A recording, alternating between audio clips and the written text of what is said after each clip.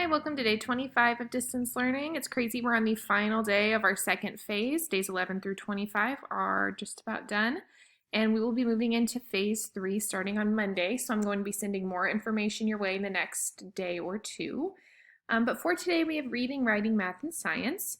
For reading today, they can read this poetry book, I'm All Right, on Raz Kids, or they can do ABC Mouse, Adventure Academy, Raz Kids, or their high frequency word list.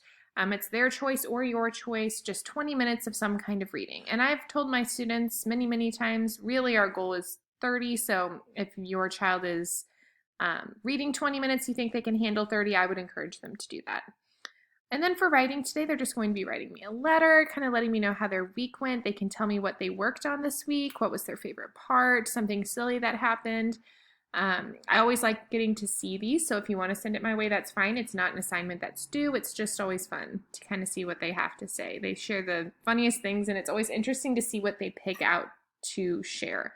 It's true in the classroom, and it's true here. So please send that my way if you can, but if not, no worries. For handwriting, of course, picking print or cursive.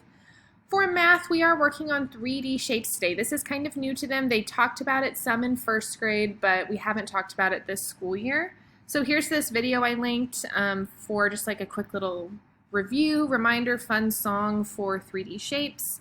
And then just remind them that these are the important terms that they need to know. They need to know what a face is. So when I make this bigger here, a face is like the side. It's the flat surface. The edge are where the faces meet, and vertex is the corner, just like in our 2D shapes. So face and edge are the new terms for them. And for the activity today, if you do this activity, they're going to be collecting items around their house that are 3D, and they're going to count and record in their notebook the amount of sides or the edges, vertices, corners, and faces, flat surfaces.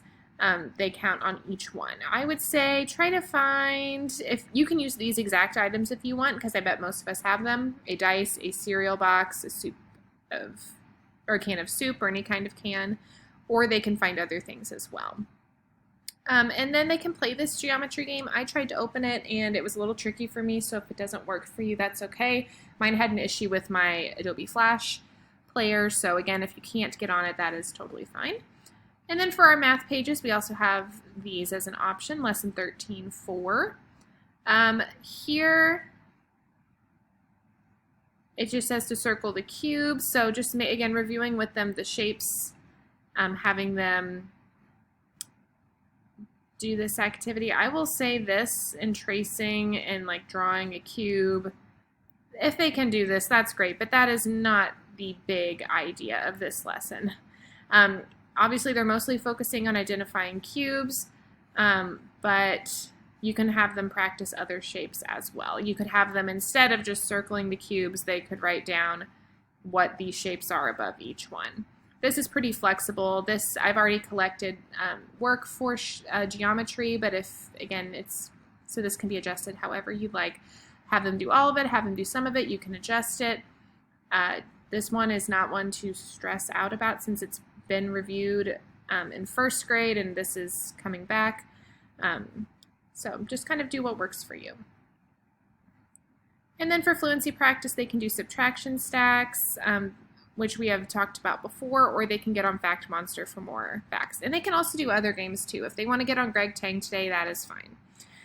For science, they will actually be building their design from yesterday. Again, build what you can. Please don't feel the need to go buy things to go build a monster, but encourage them to be creative, be problem solvers. If they ask where something is, guide them to it, but really it's something they can mostly do on their own.